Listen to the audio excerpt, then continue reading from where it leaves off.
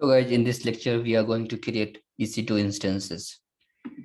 तो चलो हम लोग जो अपना फोल्डर एक न्यू फोल्डर यहाँ पे क्रिएट कर लेते हैं। चलो मैं फोल्डर को लेक्चर 7 के नाम से करूँगा। ये मेरा 7th लेक्चर है इसलिए। अब इसके अंदर हम लोग पहले अपने सारे फाइल्स को क्रिएट कर लेते हैं। तो चलो हम लोग कोड देख लेते हैं कौन कौन सा फाइल मैंने ऑलरेडी बना रखा है। वो सारे फाइल्स को मैं यहाँ पे आपको क्रिएट ऐड करने वाला हूँ। लेक्चर 5 पे क्लिक करो, आप कंप्यूट सर्वर्स पे जाओ। ठीक है दोस्तों, ये सारे फाइल्स लेक्चर नंबर 7 फोल्डर में होंगे। यहाँ मैं अभी आपको एक लेक्चर 5 शो कर रहा हूँ, बट मैं इसे मॉडिफाई करने वाला हूँ। ठीक है, अब देख सकते हो आप लोग इसके अंदर इतने सारे फाइल्स हैं।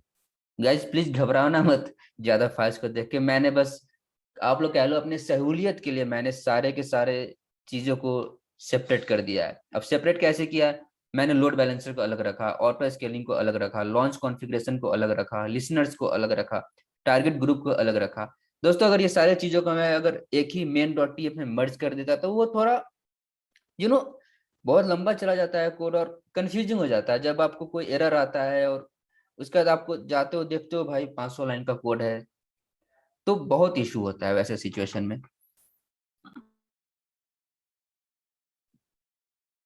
तो इसलिए मैंने क्या किया, मैंने सारे के सारे फाइल्स को सेपरेट कर दिया बेस्ड अपॉन आपको टॉपिक्स।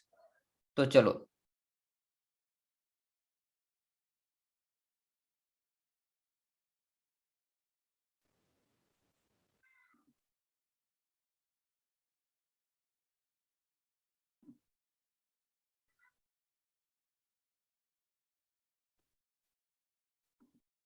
सो गाइस, तो हम लोग सारे फाइल्स को एक एक करके यहाँ भी बना लेते हैं।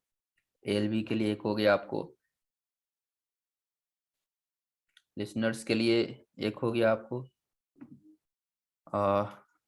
Target group dot T F को, launch underscore configuration dot T F, auto scaling underscore group dot T F. और भी कुछ बचा? हम लोग दोस्तों क्या क्या लॉन्च करते हैं? हम लोग को लोड बैलेंसेस बनाना होता है, टारगेट ग्रुप बनाना होता है, लिसनर्स क्रिएट करना होता है, launch configuration, then auto scaling. चलो परफेक्ट। अब हम लोग चलते हैं, पहले लोड बैलेंसर क्रिएट कर लेते हैं।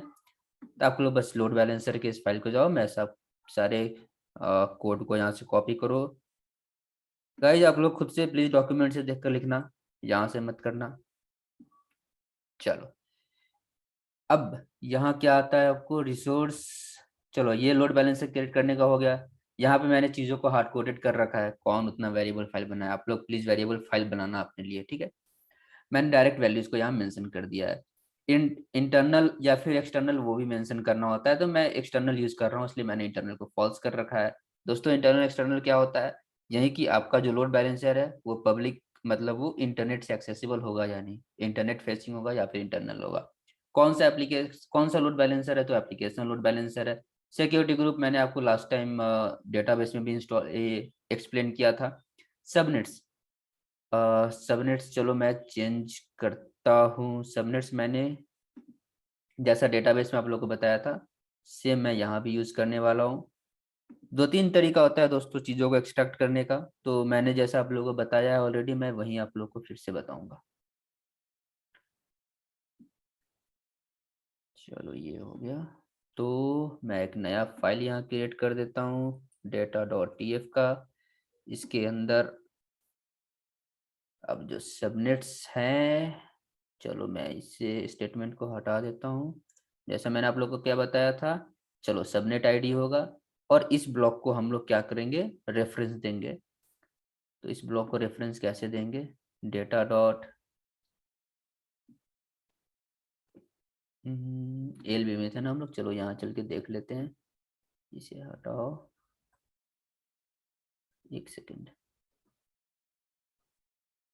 अच्छा हाँ, इसे हटाओ आप लोग, डेटा ब्लॉक डॉट,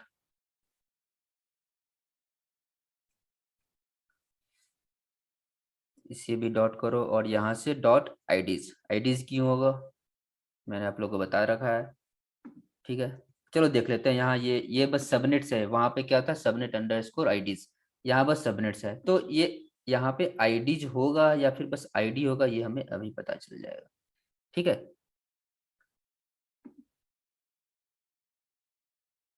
या फिर जैसा मैंने पहले जो डेटा फेच करने के लिए मैंने जो भी पहले टेक्निक लगाया था फॉर लूप का यूज करके, या फिर मुझे वो यूज करना है, एक बार हम लोग अप्लाई करेंगे तो देख लेंगे।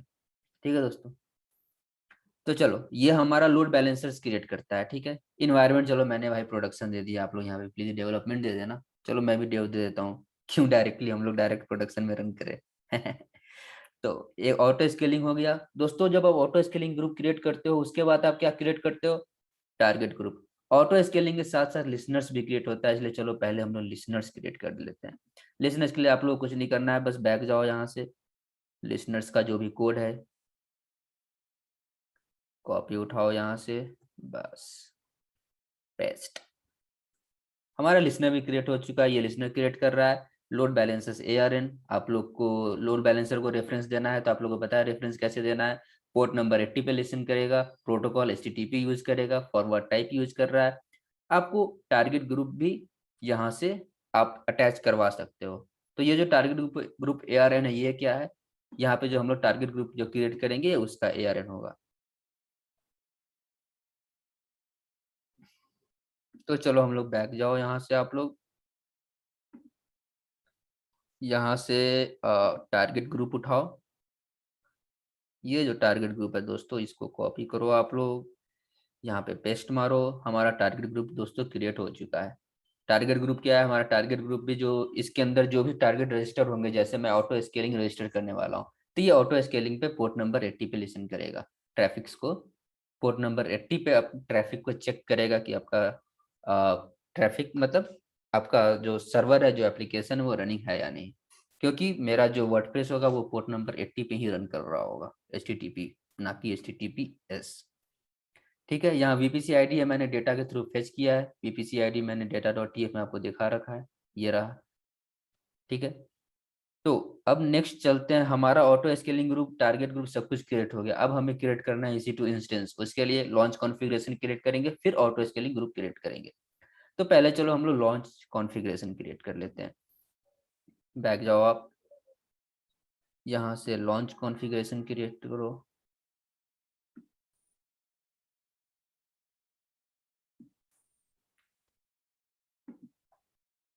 दोस्तों ये जो डेटा है, मैं इस डेटा को यहाँ से उठा करके डेटा में डाल देता हूँ। वो डेटा क्या है मैं आप लोगों को समझाता हूँ अभी।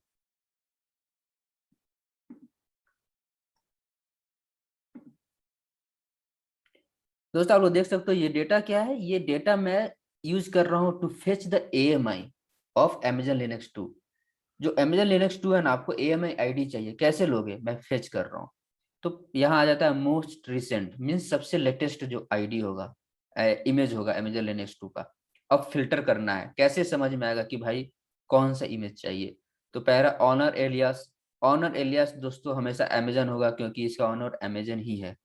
ठीक है, दूसरा बेस्ड अपॉन नेम, नेम क्या है, Amazon लिनक्स जो इमेज 2 है ना, इसका जो नेम है वो ये होता है। आपको ये इंटरनेट पे मिल जाएगा आराम से।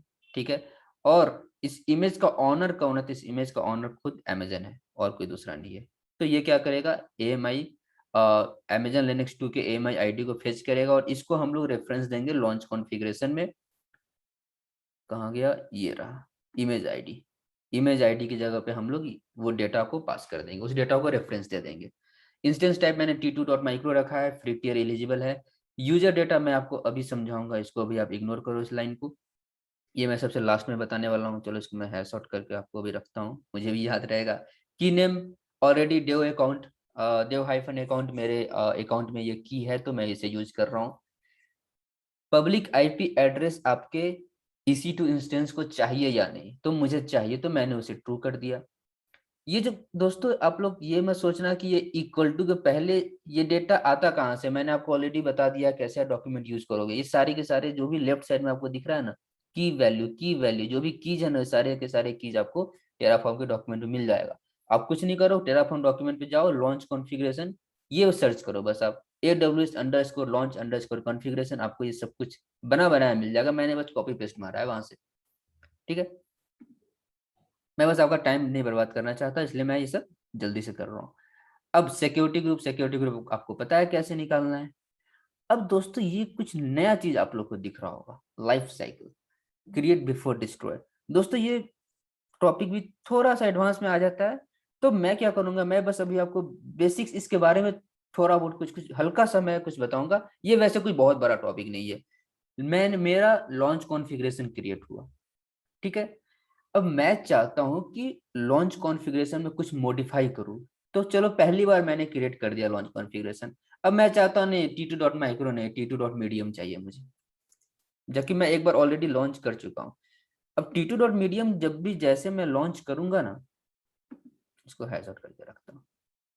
T2 डॉट मीडियम जैसे मैं लॉन्च करके रखूंगा ना, तो आपका टेराफॉर्म क्या करेगा, पुराने वाले लॉन्च कॉन्फ़िगरेशन को डिलीट कर देगा, क्योंकि उसमें T2 डॉट माइक्रो था। उसका फिर से एक नया लॉन्च कॉन्फ़िगरेशन क्रिएट करेगा जिसका इंस्टेंस टाइप होगा T2 डॉट मीडियम।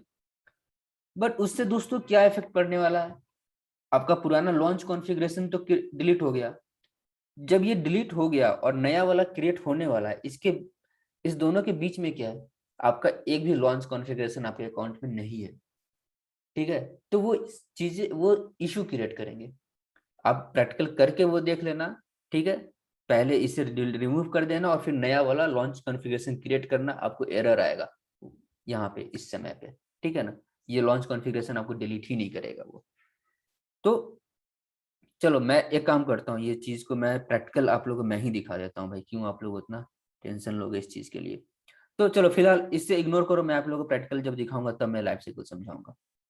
तो फिलहाल आप लोग लॉन्च कॉन्फ़िगरेशन समझ चुके हैं। अब हम लोग ऑटो स्केलिंग ग्रुप यहाँ पे हम लोग अटैच करने वाले हैं। यहाँ से आप आ जाओ, ऑटो स्केलिंग ग्रुप उठाओ।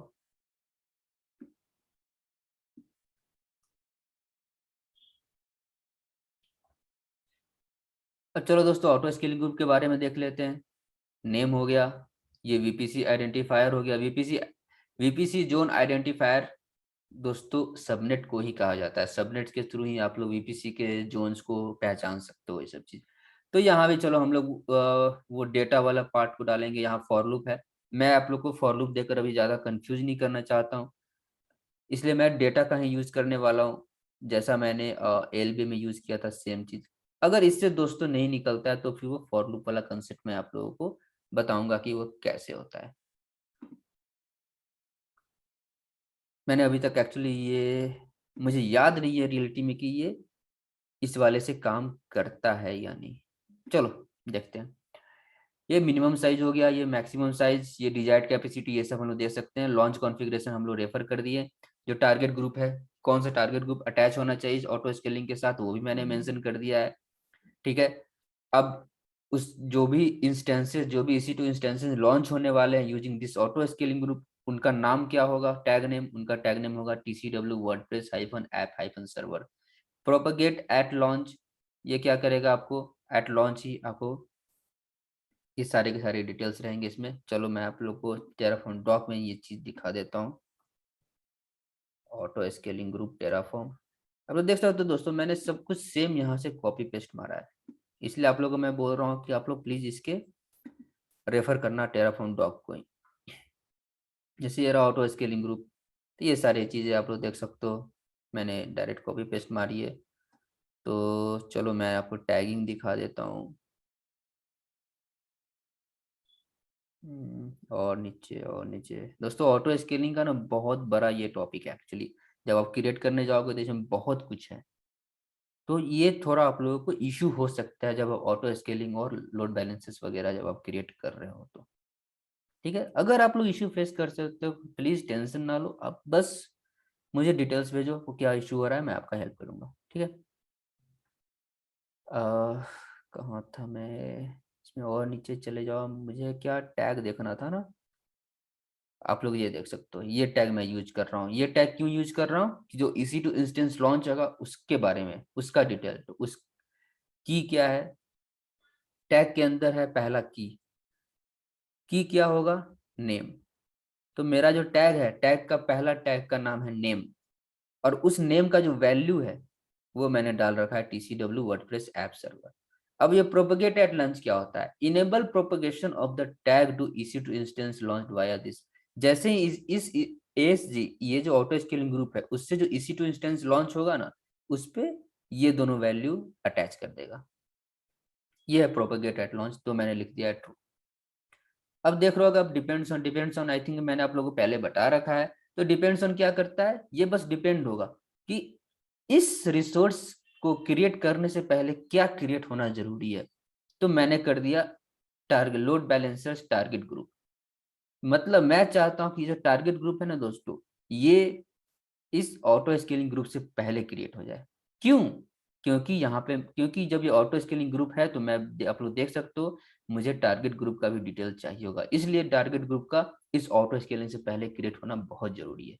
इसलिए मैंने डिपेंड्स ऑन स्टेटमेंट डाल रखा है। ठीक है, आई थिंक हमने सब कुछ दे दिया, बचा क्या है। चलो डेटा हमने दिया या नहीं। चलो हम लोगों ने डेटा भी दे रखा है।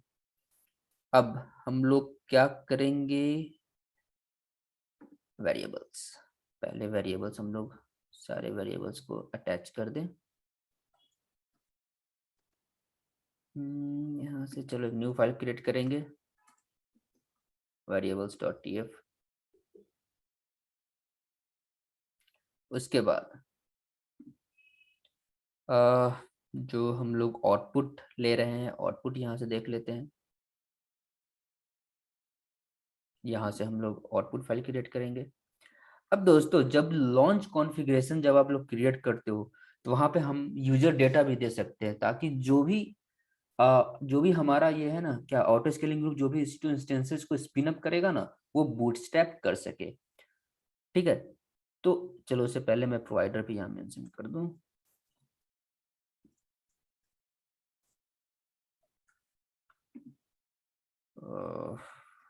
प्रोवाइडर AWS, यहाँ से region equal to US east 1।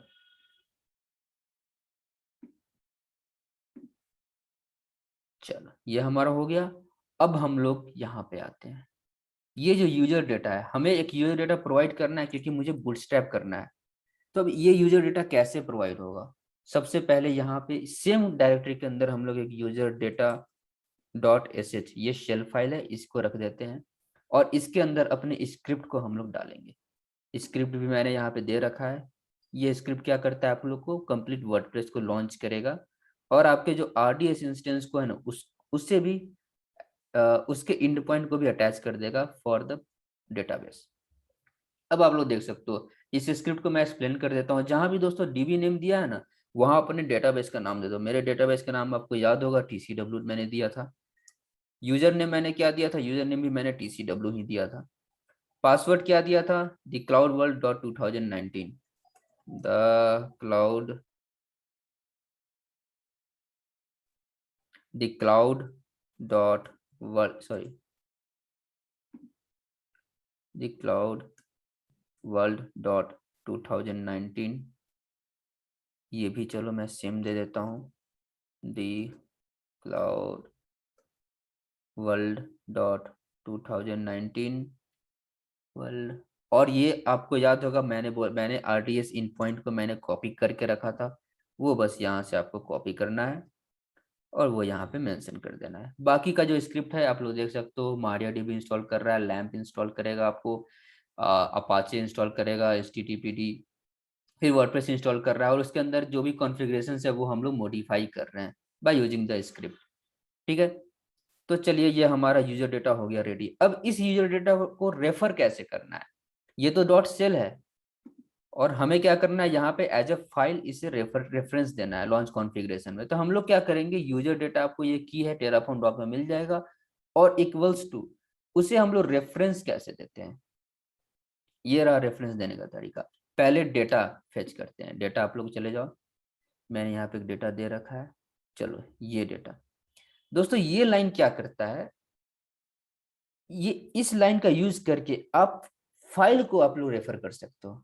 जैसे मैंने यहाँ पे user hyphen data dot sh रखा है, तो ये क्या करेगा, ये डेटा इस फाइल को ही फेच कर लेता है। मैंने पहले जो जैसे AWS AMI ये क्या करता था, AWS अकाउंट में जाकर के AMI का डेटा फेच करता है, बट ये क्या करेगा, इस फाइल को ही फेच कर लेगा। इस फाइल के अंदर का जो भी कंटेंट है ना उसे फेच करेगा ये। तो ये वही है, इस इसे आप लोग याद रखना, आप लोग कहीं लिख के भी रख लो, ये बहुत काम में आने वाला है फ्यूचर में आप लोगों को। तो टेम्पलेट फाइल दे देते हैं। ये बस स्पेशली बना ही है सिर्फ इसलिए कि आप अगर किसी फाइल के कंटेंट को आप रेफर करना चाहते हो तो इसका यूज कर सकते हो।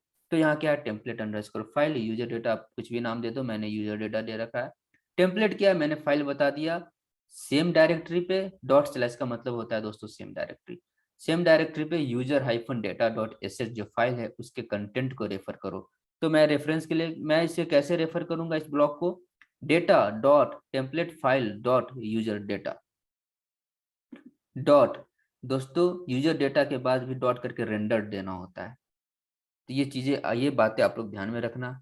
इससे क्या होगा, अब हमारा यूजर डेटा भी फेच हो जाएगा। तो आई थिंक हमने सारा सब कुछ दे रखा है। चलो बिना सोचे समझे हम लोग इसे करते हैं लॉन्च। पहले टेराफॉर्म हम लोग क्या करेंगे, टेराफॉर्म आई नीट।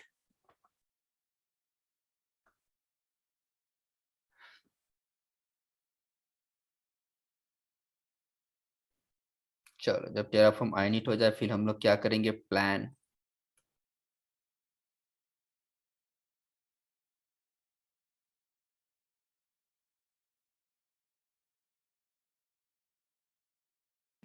तो दोस्तों आप लोग देख सकते हो ये क्या बोल रहा है, एरर कहाँ आ रहा है, आउटपुट डॉट टीएफ में लाइन नंबर 2, ये आपको हैज नॉट बीन डिक्लेयर्ड।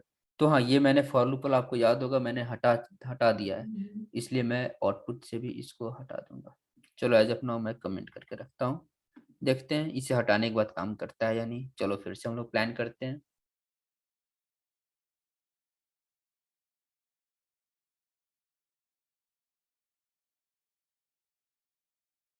तो दोस्तों ये सक्सेसफुली प्लान हो चुका है, अब हम लोग इसे अप्लाई करेंगे। तो जब तक ये अप्लाई हो रहा है मैं आपको आउटपुट फाइल भी समझा दूं। आउटपुट फाइल में मैं क्या बोल रहा हूँ, मुझे नाम चाहिए किसका, लॉन्च कॉन्फ़िगरेशन। जो भी लॉन्च कॉन्फ़िगरेशन दोस्तों लॉन्च होगा ना, मैं उसका बस नेम एज एन आउटपुट चाहता हूँ। गाइज आपको जो भी चाहिए आउटपुट आप उस ले सकते हो, मैं बस आप लोगों को बस शो करने के लिए कि हाँ भाई ये काम कैसे करता है, मैं आप लोगों को शो कर रहा हूँ। चलिए इसे क्रिएट होने देते हैं, तब तक के लिए वीडियो को पॉज कर। तो गाइज हम लोग हमारा क्रिएट हो चुका है EC2 इंस्टेंसेज, आप लोग देख सकते हो इधर सारे डिटेल्स मैंने एज ए आउटपुट भी फेच किया है। अब आप लोग सोच रहे होंगे कि भाई एज आउटपुट में इतना कुछ क्यों आ गया। तो दोस्तों मैंने आउटपुट में क्या बोला, मुझे लॉन्च कॉन्फ़िगरेशंस के डिटेल्स दे दो, ठीक है। तो लॉन्च कॉन्फ़िगरेशंस में जितने भी आउटपुट पॉसिबल है ना वो सारे के सारे आउटपुट यहाँ दे दिया। अगर मुझे ARN चाहिए होता तो मैं यहाँ पे ऐसे करता, डॉट ARN डॉट ARN, या फिर चलो मुझे कोई भी डिटेल आईडी चाहिए होता तो मैं यहाँ करता आईडी, तो बस एक वैल्यू आता। बट चूंकि मैंने ऐसा कुछ स्पेसिफाई नहीं किया है तो ये क्या किया, आपको जो भी वैल्यू जितने भी सारे वैल्यूज है लॉन्च कॉन्फ़िगरेशंस के उस सारे के सारे वैल्यू को इसने एज एन आउटपुट हमें शो कर दिया। तो चलिए यहाँ चलकर हम लोग पहले कंसोल में चेक कर लेते हैं।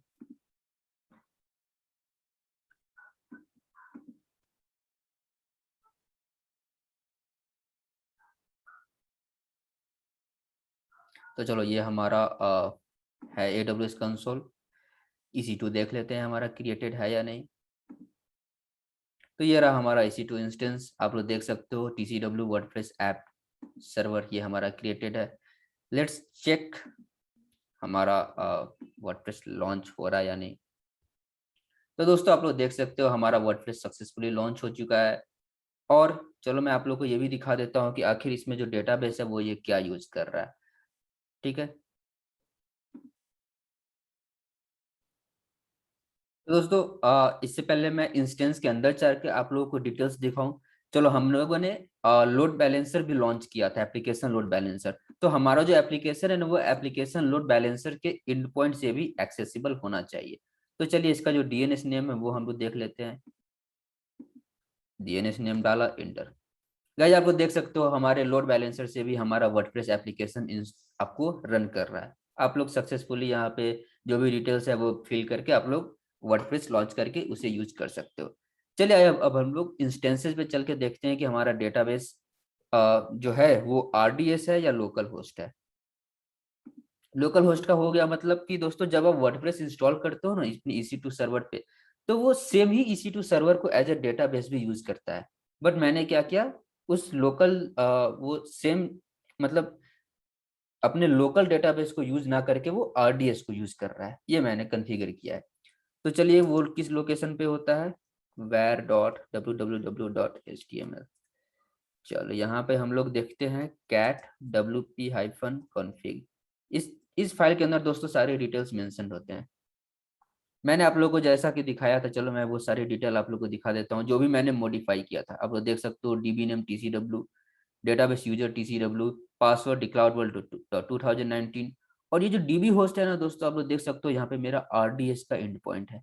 मीन्स ये जो वर्डप्रेस जो डेटाबेस यूज कर रहा है ना, वो मेरा RDS है, ना कि लोकल होस्ट। अगर अगर ये लोकल सर्वर ही एज ए डेटाबेस यूज करता है ना दोस्तों, तो यहाँ पे लोकल होस्ट होता, ना कि RDS का एंड पॉइंट।